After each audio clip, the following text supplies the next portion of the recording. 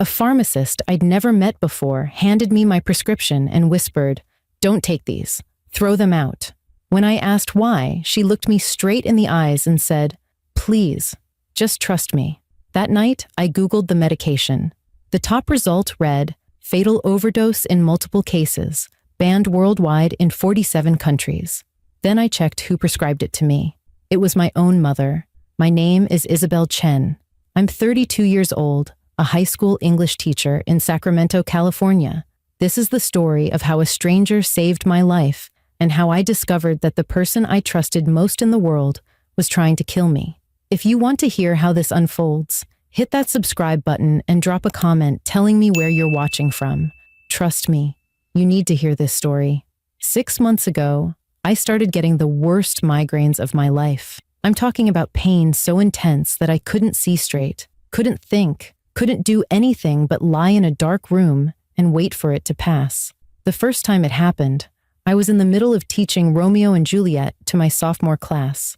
I was explaining the balcony scene when suddenly it felt like someone had driven a spike through my left eye. The pain was so sharp and so sudden that I actually gasped out loud. I managed to excuse myself and made it to the faculty bathroom before I started throwing up. One of my students found me 20 minutes later, curled up on my classroom floor with all the lights off and my jacket over my face to block out any remaining light. It was humiliating and terrifying at the same time. I went to my regular doctor, Dr. Patel, who I'd been seeing for years. He ran a bunch of tests, blood work, CT scan, the whole deal. Everything came back normal. Probably stress headaches, he told me. Teaching is a demanding job. You're probably not sleeping enough, maybe drinking too much caffeine. He prescribed some basic pain medication and sent me on my way, but the migraines kept coming, sometimes twice a week, sometimes 3 times. They were unpredictable and completely debilitating. I had to cancel plans constantly. I missed my book club 3 months in a row. I was supposed to fly to Boston to visit my brother Julian, but I had to cancel the trip because I was in the middle of a 3-day migraine that wouldn't break. My principal started pulling me aside to ask if everything was okay. "We're concerned about the amount of sick days you're taking, Isabel. Is there something we should know about?" I assured her I was working on it, that I was seeing doctors, that I would get it under control. But honestly, I was scared. What if this was just my life now? What if I had to live with this pain forever? That's when my mom stepped in. My mother, Dr. Patricia Chen, is a physician. She runs her own private practice here in Sacramento and has been a doctor for 30 years. She's respected, successful, the kind of doctor who gets great reviews online and has patients who've been coming to her for decades. After my dad died 5 years ago, it's been just the 2 of us. My brother Julian lives in Boston, so he's not around much. Mom and I are close, really close. We have dinner together at least twice a week, and we talk on the phone almost every day. When she found out how bad my migraines were getting, and that Dr. Patel wasn't able to help, she immediately took charge. "Isabel, let me handle this," she said one night over dinner at her house. "I know your medical history better than any other doctor possibly could. Come to my office and we'll figure this out properly. I promise you, we're going to solve this." I was so relieved. Having my mom take over my care felt like the best possible solution. She loved me. She wanted me to get better, and she had way more experience than Dr. Patel. So I started going to her office for appointments, and she began trying different treatments. First, she prescribed standard migraine medications, sumatriptan, rizatriptan, medications specifically designed to stop migraines. They helped a little bit, but the migraines still kept coming back. Then she tried stronger pain relievers, then beta blockers that were supposed to prevent the migraines from starting in the first place. Then a preventive medication that I had to take every single day. Nothing worked for long. I'd get maybe a week or 2 of relief, and then the migraines would come roaring back, sometimes even worse than before. My life started revolving around them. I couldn't make plans because I never knew when I'd be laid out by another attack. I stopped going out with friends.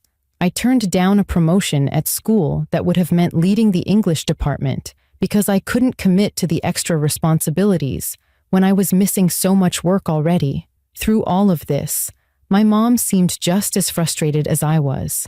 Every time I came in for an appointment and told her the latest medication wasn't working, she'd shake her head and make notes in my chart. "We'll figure this out, sweetheart," she'd say. "Some cases are just more difficult than others, but I won't give up on you." I never questioned her treatment. Why would I? She was my mother.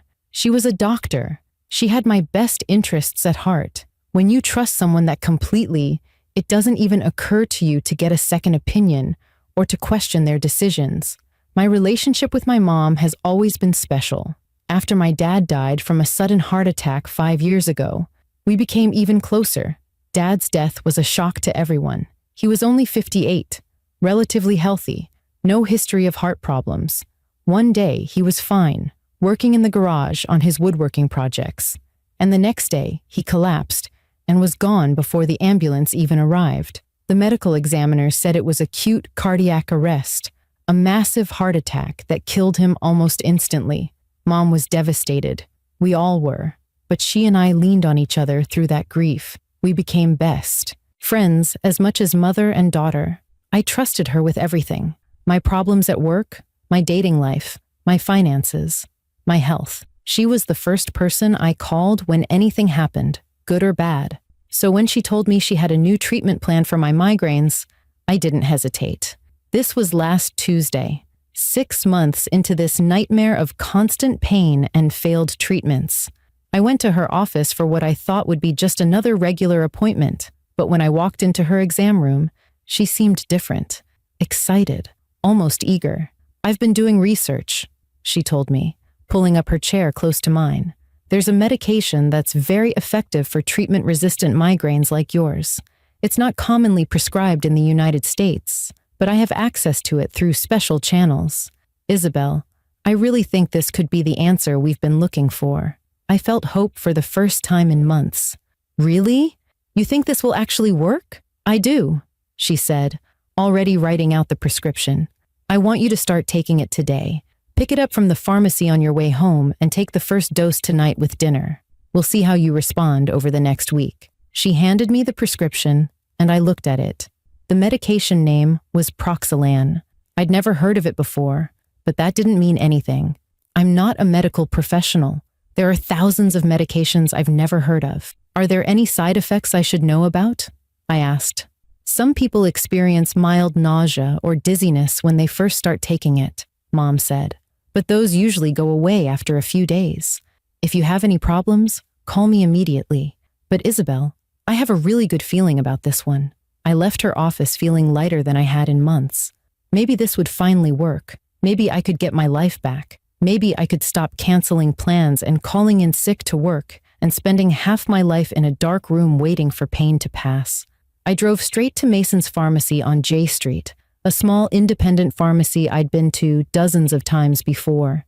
It was close to my house, and the pharmacists there were always friendly and helpful. But when I walked up to the counter and handed over my prescription, there was someone new working there, a woman I'd never seen before, maybe in her mid-40s, with dark hair pulled back in a neat ponytail. Her name tag said, "Helena Reyes, Pharm D." "I'll get this filled for you right away," Helena said, taking the prescription from me. She scanned it into the computer and then walked back to the shelves where the medications were stored. I waited at the counter, scrolling through my phone and thinking about what I'd make for dinner. When Helena came back a few minutes later with a white paper bag, her whole demeanor had changed. She looked troubled, almost distressed. She put the bag on the counter, but didn't let go of it when I reached for it. "Ms. Chen," she said quietly, glancing around to make sure no other customers were close enough to hear. "I need to tell you something important." I smiled, confused. "Is there a problem with my insurance or something?" Helena leaned forward slightly, her voice dropping to barely above a whisper. "Don't take these pills. When you get home, throw them out. Don't take even one." I actually laughed because the whole situation seemed so bizarre. What? Why would I throw them out?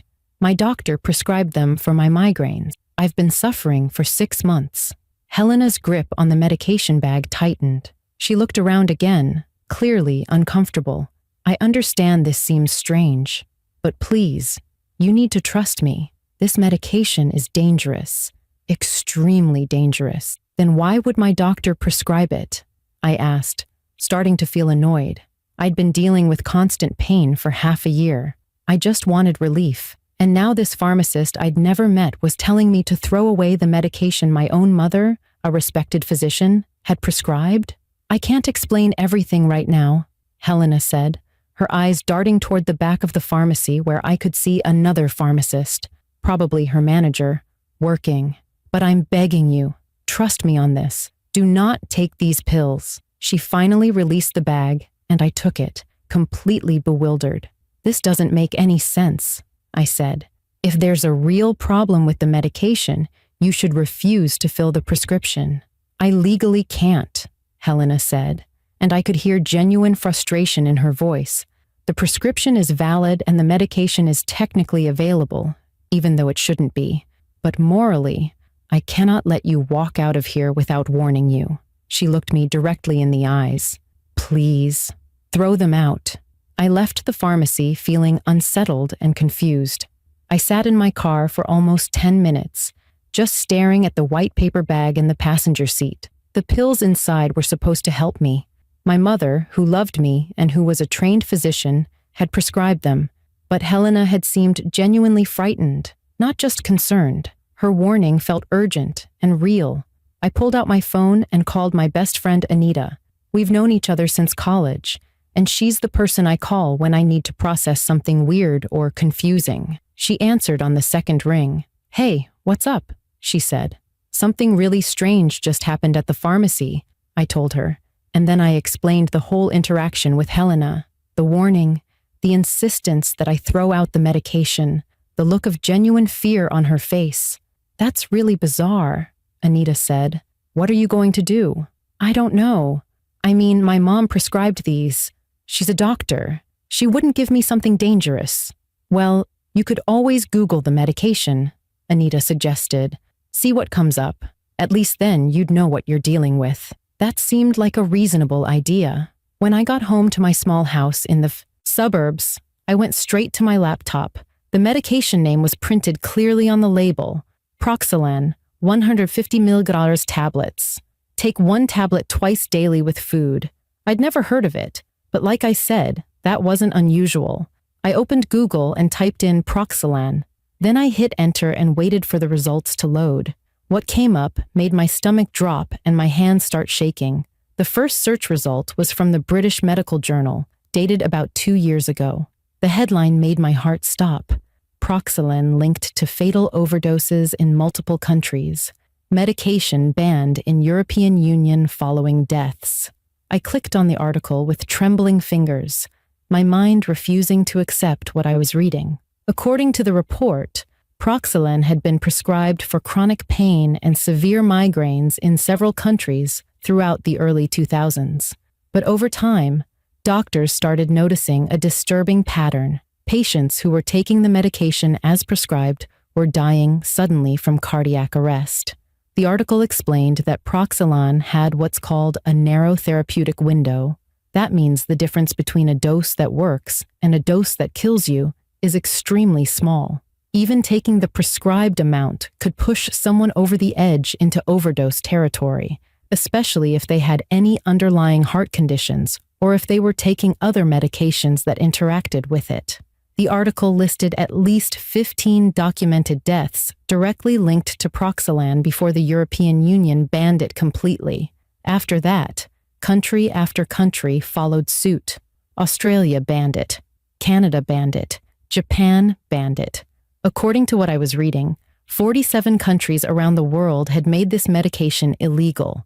I kept scrolling, finding more and more articles, medical journals, news reports, patient advocacy groups warning about the dangers. One article from a medical safety organization stated bluntly, Proxalan should never be prescribed under any circumstances. The risks far outweigh any potential benefits, and safer alternatives exist for every condition it was originally designed to treat. My hands were shaking so badly I could barely control the mouse. I looked at the prescription bottle sitting on my kitchen table. The dosage my mother had prescribed was 150 millineurons twice daily. That meant I was supposed to take 300 milliliters of this medication every single day.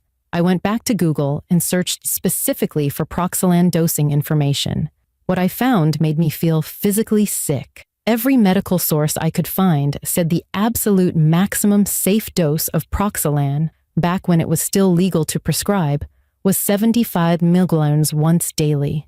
And even that was considered extremely risky and only used in the most desperate cases when nothing else had worked. My mother had prescribed double that amount, and she wanted me to take it twice a day.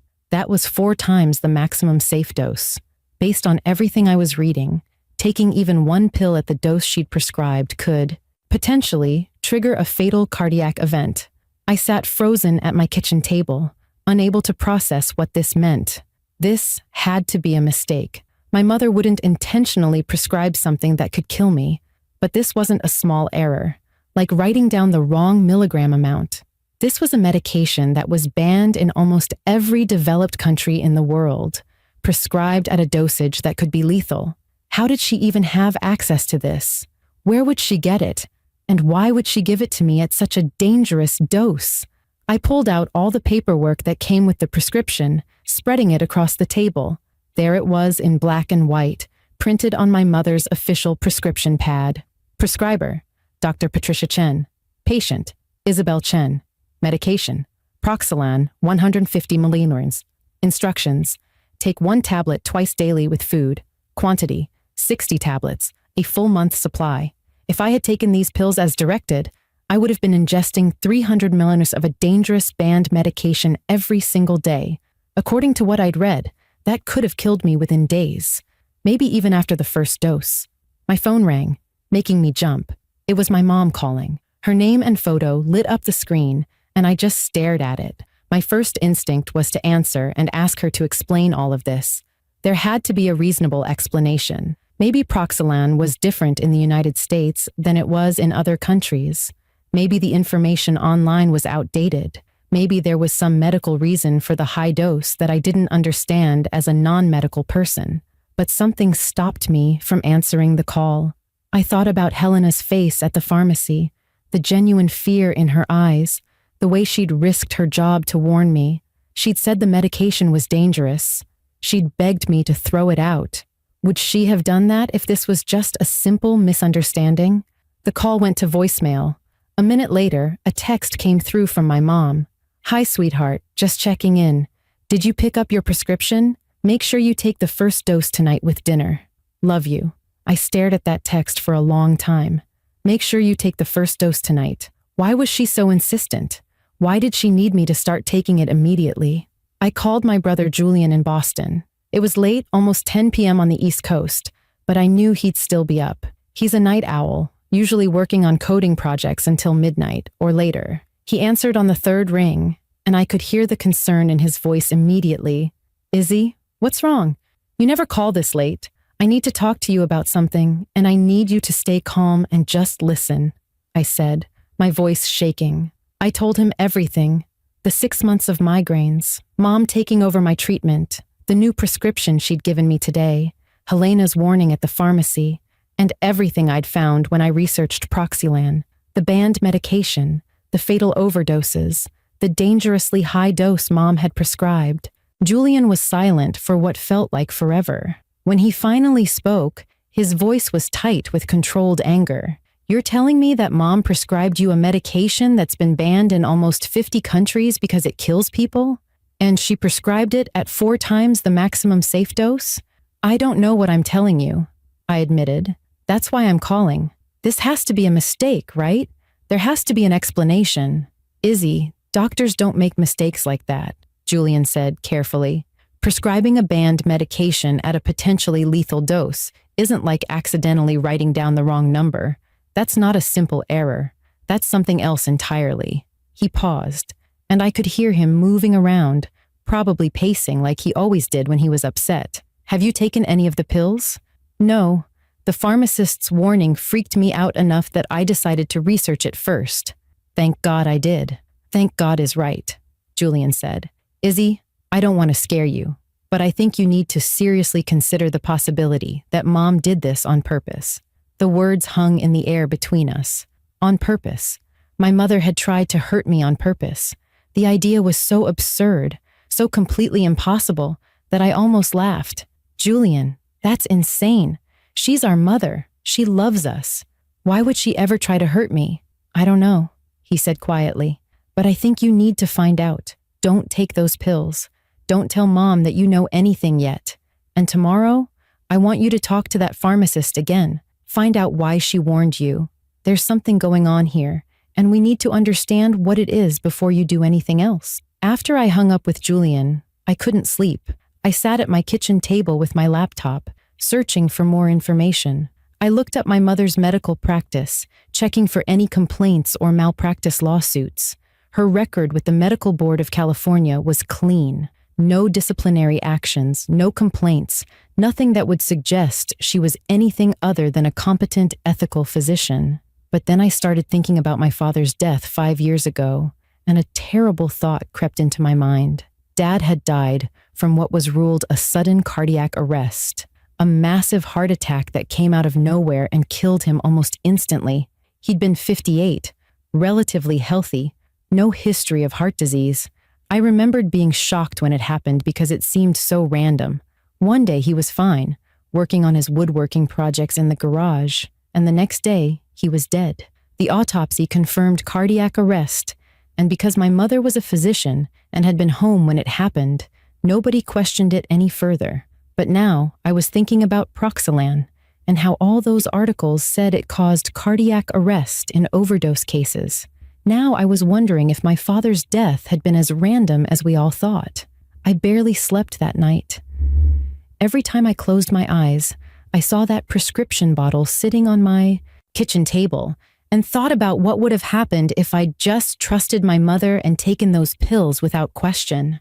I kept thinking about Helena's face, the urgency in her voice, the way she'd risked her professional reputation to warn a complete stranger. By the time the sun came up Wednesday morning, I'd made a decision. I needed to go back to that pharmacy and talk to Helena. I needed to understand why she'd warned me and what she knew about my mother. Mason's pharmacy opened at 8 in the morning. I was there at 8:02, still wearing the same clothes from yesterday, because I hadn't been able to focus on anything as mundane as changing. Helena was behind the counter again, and when she saw me walk in, her eyes widened with what looked like relief mixed with concern. "Ms. Chen," she said, coming around from behind the counter, "did you take any of the pills?" "No," I said quickly. "I went home and looked up Proxalan like you suggested. I found everything, the deaths, the bans, the overdose risks. Helena, I need to talk to you, privately, please." I could hear the desperation in my own voice. "I need to know why you warned me. I need to know what you know about my mother." Helena glanced at the back of the pharmacy where another pharmacist was working, then nodded. "Let me tell my manager I'm taking my break." She disappeared for a moment, then returned and led me to a small office in the back of the pharmacy. Once the door was closed and we were alone, her professional composure cracked completely. She sat down heavily in a chair and looked at me with eyes that held deep pain. "Did you take any of the medication?" she asked again, as if she needed to hear me confirm it one more time. When I shook my head, she closed her eyes briefly in what looked like relief. "Thank God. Miss Chen, I need to tell you something, and it's going to be very difficult to hear." She took a deep breath. 3 years ago, my younger sister Carmen died from Proxalan toxicity. She was being treated by a private physician for chronic back pain after a car accident. The doctor prescribed Proxalan at a high dose, told her it was a new treatment that would finally give her relief after months of suffering. Carmen trusted her doctor completely. She took the medication exactly as prescribed. Helena's voice cracked slightly, but she continued. 2 weeks later, Carmen collapsed at work. She was rushed to the hospital, but she died before they could save her.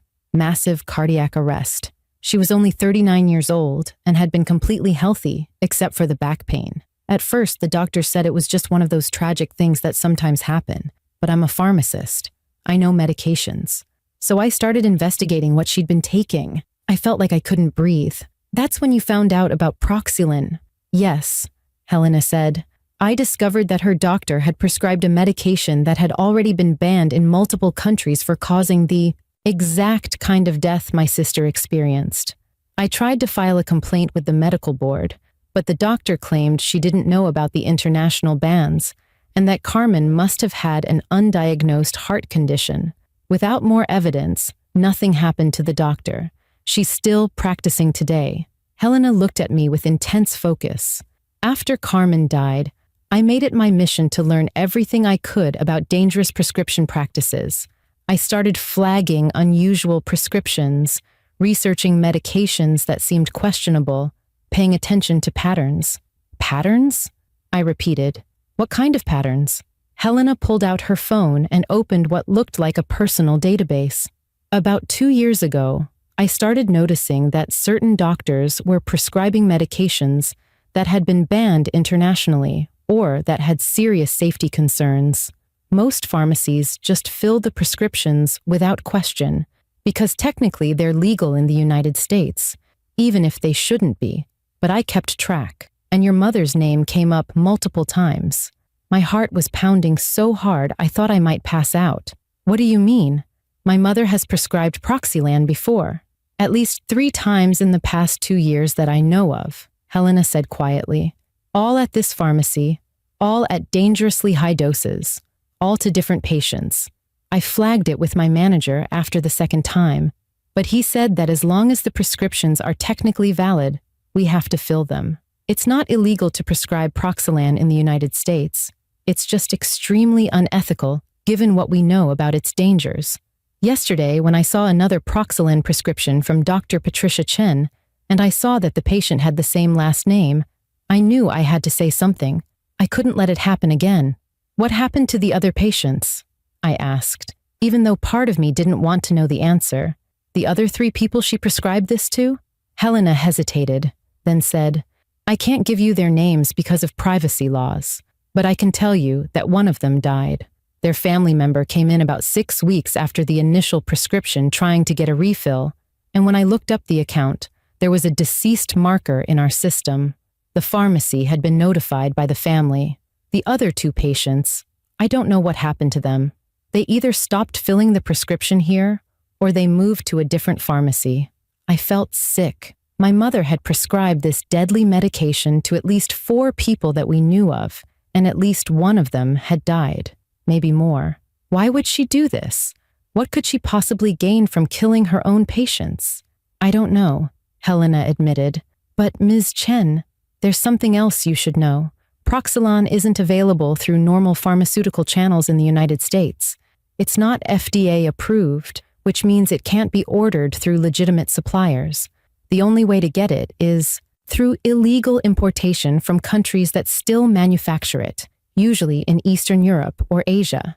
Your mother had to go out of her way to obtain this medication. This wasn't a simple mistake or an outdated prescription. This was intentional. I thought about my father again, about his sudden death from cardiac arrest 5 years ago. Helena, if someone died from Proxylan, would it show up in an autopsy? Would they be able to tell it was the medication that killed them? Not necessarily, Helena said, understanding immediately where my thoughts had gone. Proxylan causes cardiac arrest, but cardiac arrest can have dozens of causes. Unless the medical examiner specifically tests for Proxylan, which they wouldn't unless they had reason to suspect it, it would just look like a natural heart attack. That's part of what makes it so dangerous, and why some doctors who want to harm patients choose medications like this.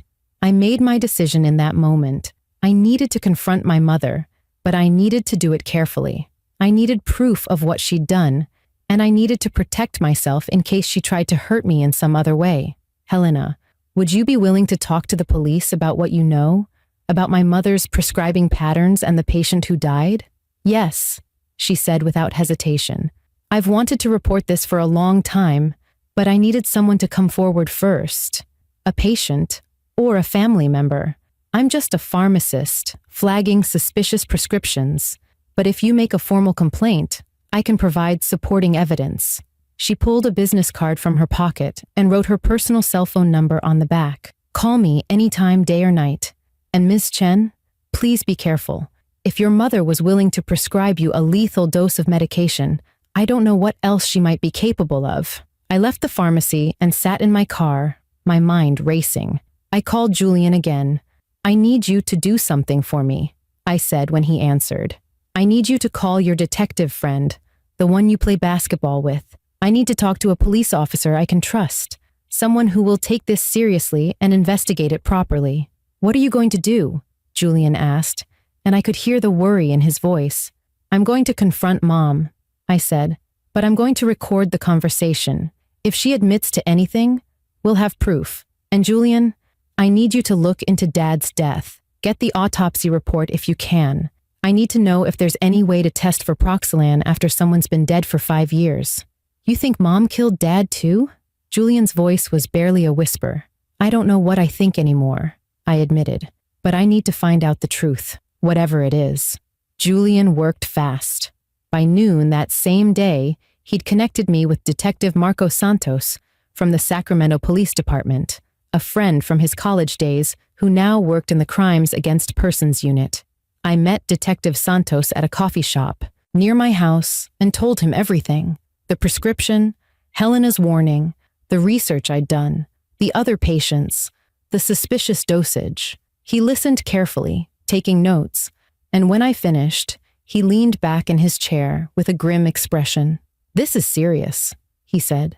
"If what you're telling me is accurate, your mother could be facing charges of attempted murder at minimum, and possibly multiple counts of murder if we can connect her to other patient deaths.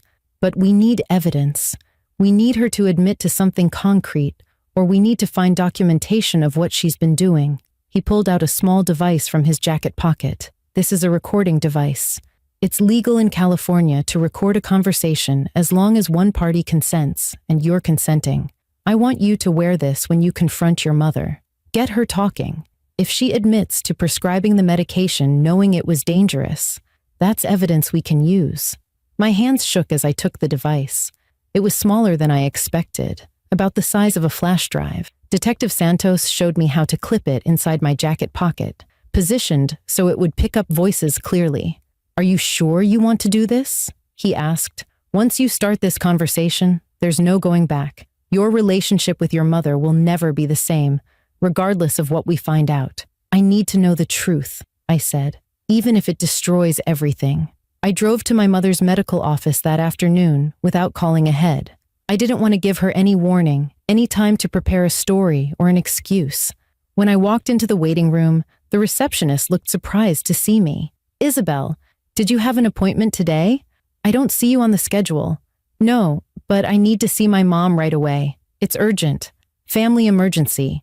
The receptionist made a quick call, and a few minutes later, my mother emerged from an exam room, concern written across her face. She was wearing her white coat, the one with her name embroidered on it in blue thread. Dr. Patricia Chen. She looked exactly like what she was supposed to be. A caring physician, a loving mother. "Isabel? What's wrong? Are you okay?" She put her hand on my arm, and I had to fight the urge to pull away. "I need to talk to you, privately. It can't wait." My voice came out steadier than I felt. She led me back to her private office, the same office where I'd sat hundreds of times before, talking about my life, my problems, my future. She closed the door behind us and gestured for me to sit down. Instead, I placed the pill bottle on her desk, right in the center where she couldn't miss it. "I didn't take them," I said. "A pharmacist at Mason's warned me not to, so I looked up Proxalan. Do you want to tell me why you prescribed a medication that's been banned in 47 countries and that's killed at least 15 people?" For just a fraction of a second, something flickered across my mother's face. Was it surprise? Fear? Anger? But then her expression smoothed into professional concern. "Isabel, I can explain. Proxalan isn't actually banned in the United States. It's just not commonly used because most doctors aren't familiar with it. For certain cases of treatment-resistant migraines like yours, it can be remarkably effective when other medications have failed." "At 150 micrograms twice daily?" I pressed, my voice getting stronger. "Mom, the maximum safe dose is 75 micrograms once a day, and that's only in extreme cases. You prescribed 4 times that amount. You prescribed enough to kill me." She stood up from her desk, her body language shifting from concerned to defensive. "Where are you getting this information?" From the internet? Isabel, you can't trust everything you read online. I went to medical school. I've been practicing medicine for 30 years. I know what I'm doing, and I know what's safe for my patients. Don't you trust me? I'm your mother. I talked to the pharmacist, I said, refusing to back down. Helena Reyes. She told me you've prescribed Proxalan to at least 3 other patients at that pharmacy. She told me that one of them died. Is that true? My mother's face hardened. I watched her transform from the loving mother I'd known my whole life into someone I didn't recognize. That pharmacist had no right to discuss my other patients with you. That's a violation of privacy laws. She could lose her license for that. So it is true, I said. You've prescribed this to other people, and at least one of them died. Mom, why? Why would you do this? She sat back down slowly, and for a long moment she just looked at me. When she finally spoke, her voice was different, colder. You don't understand what it's been like for me. After your father died, I was left with nothing. His business had failed. We were drowning in debt that you and Julian knew nothing about. The life insurance barely covered what we owed. I was 55 years old, facing the possibility of losing everything I'd worked for my entire life. So you found a way to make money? I asked, horrified. By killing people? She flinched at the word killing, but didn't deny it. They were already suffering. Most of them were elderly or chronically ill. I was ending their pain and helping their families move on. And yes, I was compensated for prescribing certain medications through a pharmaceutical contact overseas. It was a solution that helped everyone. I couldn't believe what I was hearing. My mother was actually justifying murder. And Dad? I whispered, the question I'd been afraid to ask. Did you kill him too? The silence that followed was answer enough. Patricia didn't say yes, but she didn't say no either. She just looked at me with an expression that was equal parts defiance and something that might have been regret. Your father was going to lose everything, she finally said. His business was bankrupt. We would have had to sell the house, destroy our credit, ruin our reputation. The life insurance policy I'd taken out on him 6 months earlier was worth $500,000. It saved us from financial ruin. My stomach turned. You killed your own husband for insurance money, and then you tried to kill me too. Why? Why would you try to murder your own daughter? That's when her expression turned truly cold, and I saw something in her eyes I'd never seen before. Pure calculation. You've been a financial burden since your father died, Isabel. Always struggling on your teacher's salary, always needing help with bills, always depending on me to bail you out. I took out a life insurance policy on you 2 years ago, a $750,000 policy. If you'd taken those pills and died from what would have been ruled a tragic heart complication, I would have finally had enough money to retire comfortably. No more working until I'm 70. No more worrying about money. I had to grip the edge of her desk to stay upright. I'm your daughter. I'm your child. How could you? She stood up, her voice rising. You're 32 years old. You're not a child anymore. You're an adult who's made poor financial decisions and expected me to fix them. I gave you life, and I would have been ending it mercifully, just like I did for your father. You would have died in your sleep.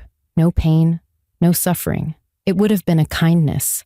What my mother didn't know was that the recording device in my jacket pocket was capturing every word, every admission of murder, every justification, every cold-hearted calculation. I'd heard enough. I pulled out my phone and sent a text message to Detective Santos. It was a single word, now. Within 30 seconds, there was a knock on my mother's office door. Dr. Chen, this is Detective Marco Santos with the Sacramento Police Department. We need to speak with you. I watched my mother's face go pale as I opened the door. Detective Santos stood there with 2 uniformed officers behind him. He looked at me and nodded slightly, confirming he'd been listening to the conversation through the wire I was wearing. Dr. Patricia Chen, you're under arrest for attempted murder, suspicion of multiple counts of first-degree murder, and medical fraud. As the officers moved forward with handcuffs, my mother's composure finally shattered. She looked at me with pure hatred. You ungrateful little bitch. After everything I've done for you, after everything I've sacrificed, this is how you repay me? You tried to murder me, I said. surprised by how steady my voice was. "You killed Dad. You killed your own patients. How many, Mom? How many people did you kill?" She didn't answer as they handcuffed her. Detective Santos was reading her rights, but I barely heard the words. I was watching my mother, this woman I'd loved and trusted my entire life, being arrested for trying to kill me. It felt surreal, like I was watching a movie of someone else's life. "We're going to need you to come down to the station and give a full statement," Detective Santos said to me quietly. "And we'll need that recording device. Ms. Chen, what you just did took tremendous courage. That recording is going to help us investigate all of your mother's patients and get justice for the people she's hurt." As they led my mother out of her office in handcuffs, she turned back to look at me one more time. I expected to see remorse or shame or some sign of the mother I thought I knew, but all I saw was cold anger and resentment. "I hope you can live with what you've done," she said. "Destroying your own mother, throwing away our family. You destroyed our family when you decided money was worth more than human lives," I replied. "You destroyed it when you killed Dad. You destroyed it when you tried to kill me." The investigation into my mother's crimes took 4 months and uncovered a nightmare I never could have imagined. The police obtained warrants for her medical office, her home, and her financial records. What they found was systematic, calculated, and absolutely chilling. Over the past 3 years, my mother had prescribed Proxalan to 17 different patients. 9 of them had died from what was originally ruled as natural cardiac events. When the medical examiner went back and re-examined those deaths with the knowledge that Proxalan had been prescribed, they found evidence of drug toxicity in tissue samples that had been preserved. The other 8 patients had either stopped taking the medication due to severe side effects or had been warned by someone before it was too late, just like I had been. The financial investigation revealed even more. My mother had been receiving payments of $15,000 for each Proxalan prescription from an illegal pharmaceutical operation based in Romania. She'd made over $250,000 from these deadly prescriptions over 3 years. The police also discovered that she'd taken out life insurance policies on several of her elderly patients, convincing them it was a financial planning service she offered. When those patients died after taking the medication she prescribed, she collected on those policies too. In total, the fraud and murder scheme had netted her close to $900,000, but the worst discovery came when they exhumed my father's body. I'll never forget the day Detective Santos called to tell me the results. They'd found traces of Proxalan in tissue samples, confirming what I'd suspected, but desperately hoped wasn't true. My mother had killed my father 5 years ago, poisoning him with the same medication she'd later tried to use on me. She'd taken out a $500,000 life insurance policy on him 6 months before his death. It hadn't been a tragic heart attack. It had been cold-blooded, premeditated murder. My brother Julian flew out from Boston the day after Mom's arrest and didn't leave my side for weeks. We had to plan Dad's second funeral, a small private service where we could properly grieve for him, knowing the truth about how he died. Julian took a leave of absence from his job to help me deal with the media attention, the lawyers, and the crushing weight of what our mother had done. We held each other and cried more times than I can count. We'd lost our father to murder, and our mother to her own evil choices. In the span of a few days, we'd become orphans in every way that mattered. The trial was a media circus. News vans camped outside the courthouse. Headlines screamed about the doctor of death and the Black Widow physician. I had to testify, playing the recording of my mother's confession in open court. Hearing her voice again, so cold and calculating as she explained why she'd tried to kill me for insurance money, made me physically ill. I had to leave the courtroom twice to vomit. But I got through it because the families of her other victims were there too, and they deserved justice for their loved ones.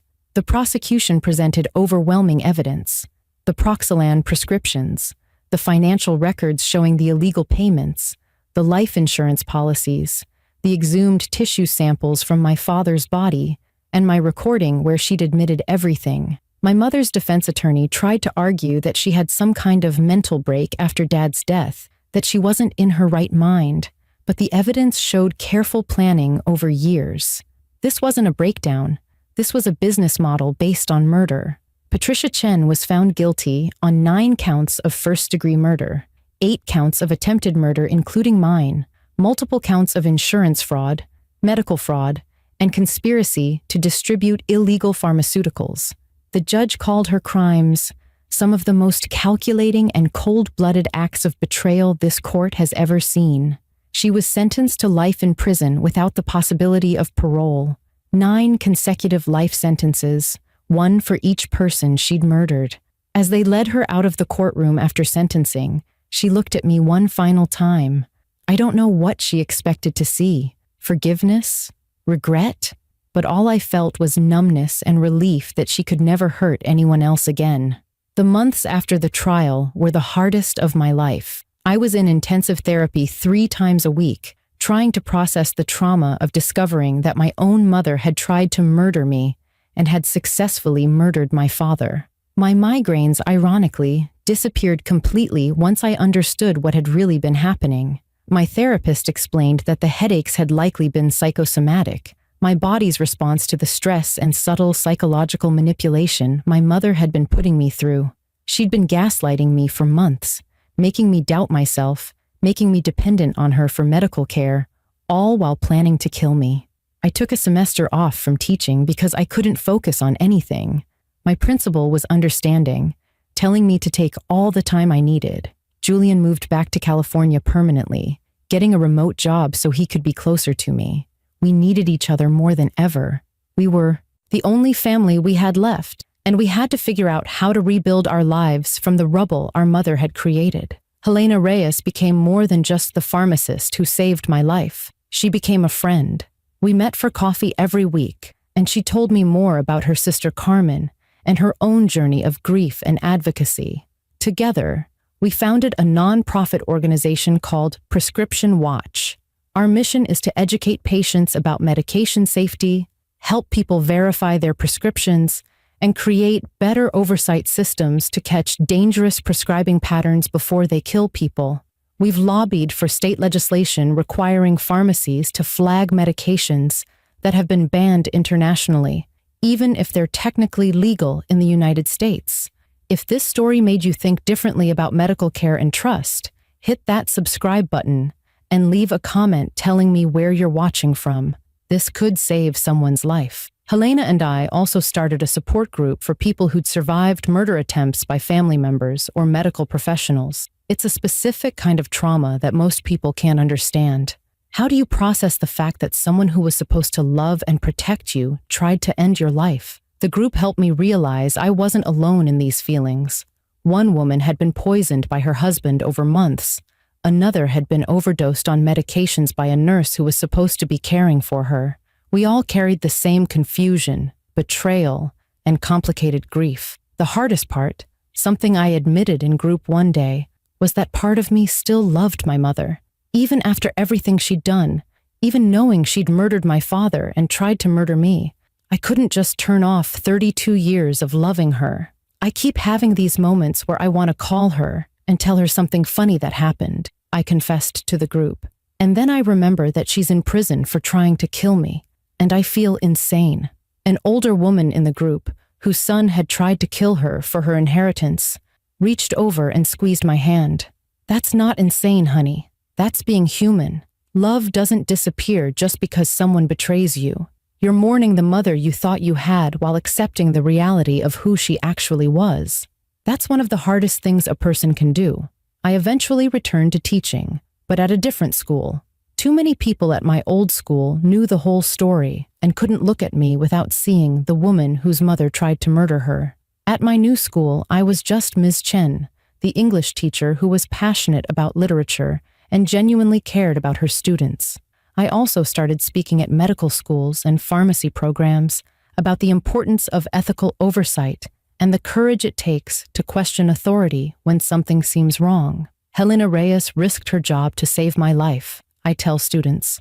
She saw something that didn't seem right, and instead of staying quiet or assuming someone else would handle it, she spoke up. That's what ethical healthcare looks like. It's not just about following protocols. It's about trusting your instincts when something seems dangerous. 2 years after my mother's conviction, I'm in a much better place. I still have hard days where the weight of what happened feels crushing. I still go to therapy regularly. I still struggle with trusting people, especially doctors. I get second and third opinions on everything now, and I research every medication I'm prescribed. Some people might call that paranoid, but I call it being informed and careful. My trust was violated in the most fundamental way possible, and I'm allowed to be cautious about rebuilding it. Julian and I created a new tradition. Every Sunday we have dinner together and we talk about Dad. We share memories of him, the real him, not the version Mom wanted us to remember. We talk about his terrible jokes, his love of woodworking, the way he used to dance in the kitchen while cooking breakfast. We're reclaiming our father's memory from the shadow of how he died. He deserves to be remembered for how he lived, not just for how he was murdered. I also reconnected with several of the families of my mother's other victims. We formed a sort of informal support network, people bound together by the horrible actions of one person, but determined not to let those actions define us. We attend each other's memorial services, send cards on difficult anniversaries, and check in on each other during the holidays, when grief tends to hit hardest. One woman, whose elderly father had been one of my mother's victims, told me something that helped. Your mother's evil doesn't make you evil. Her choices don't define you. How you respond to what she did, that's what defines you. The most important lesson I've learned from this nightmare is to trust my instincts. For months before Helena's warning, I'd felt like something was wrong. Things seemed off. My body was telling me I was in danger, but I ignored those feelings because I didn't want to seem paranoid or ungrateful. I talked myself out of my own gut instincts because I trusted my mother more than I trusted myself. That almost cost me my life. Now, when something feels wrong, I investigate. I ask questions. I get second opinions. I don't care if it seems excessive or if people think I'm being too careful. Being alive and cautious is better than being dead and trusting. I want anyone watching this to understand something crucial. Medical professionals deserve respect, but they don't deserve blind obedience. You have every right to question your treatment, to research your medications, to ask why something is being prescribed and what the alternatives are.